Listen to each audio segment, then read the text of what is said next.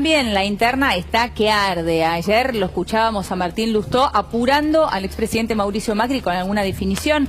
Lo propio de Morales después del triunfo de la Unión Cívica Radical en La Pampa. Vamos a hablar de esto con Jorge Liotti, que está allí en la redacción de La Nación. Jorge, ¿cómo estás? Buenas tardes.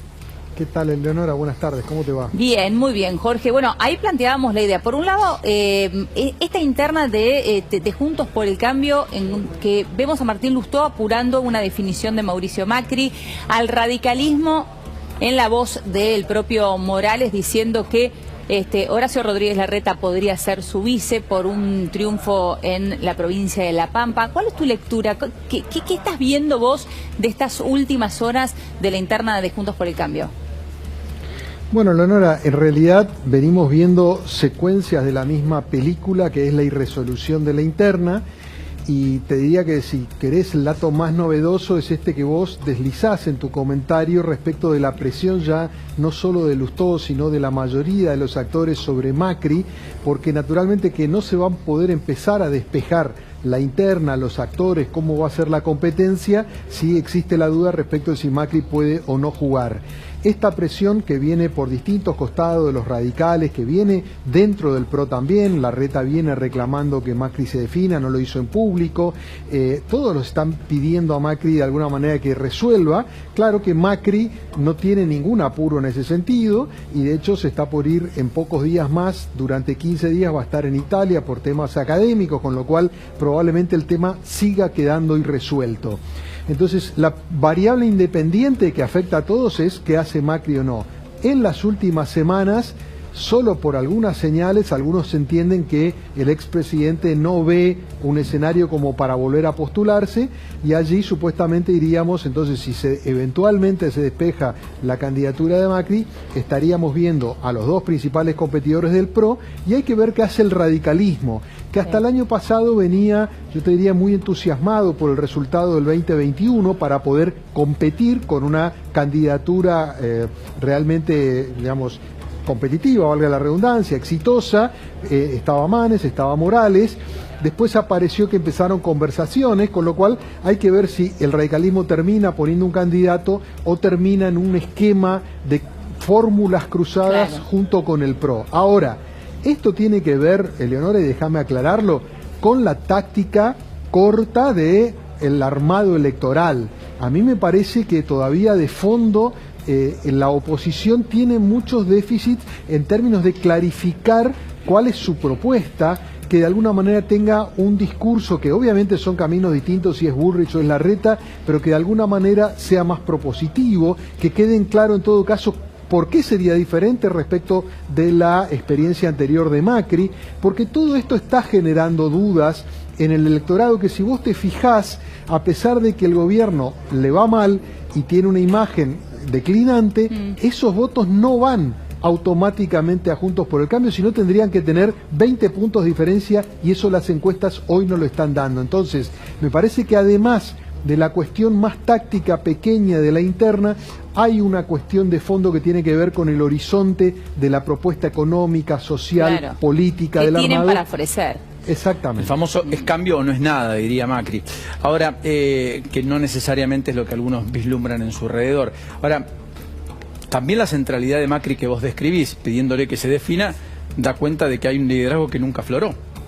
Nadie relevó ni reemplazó. Claro.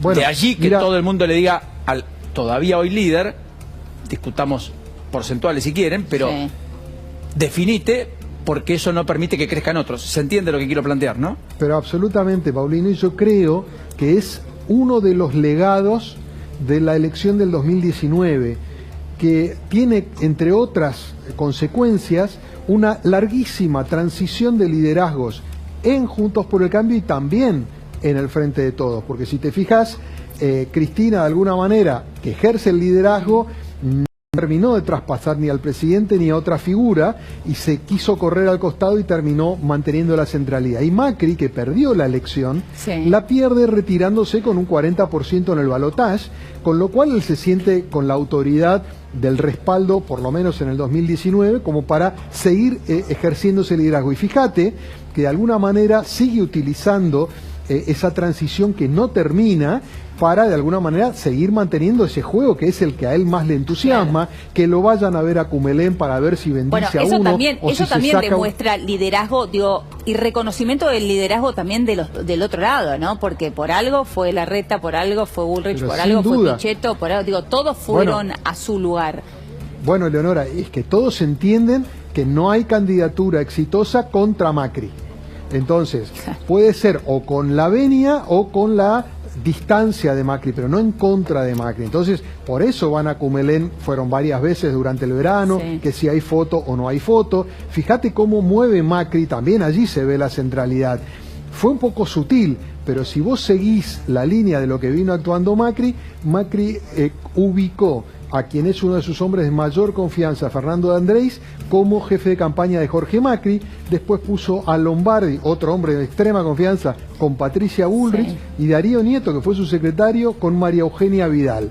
O sea, mueve las piezas con una estrategia donde es el actor que de alguna manera propone un juego determinado y que obviamente en ese esquema, si uno lo mira, está desafiando a Larreta, que yo creo que es el que está más necesitado de dar una señal de que esa transición de liderazgo debe ser hacia él. Él tiene que ganárselo, yo creo que Macri lo está poniendo a prueba permanentemente. Claro. Sí, el problema es que en el PRO, que es un partido con construcción monolítica, personal, si se quiere, no están habituados a estas discusiones.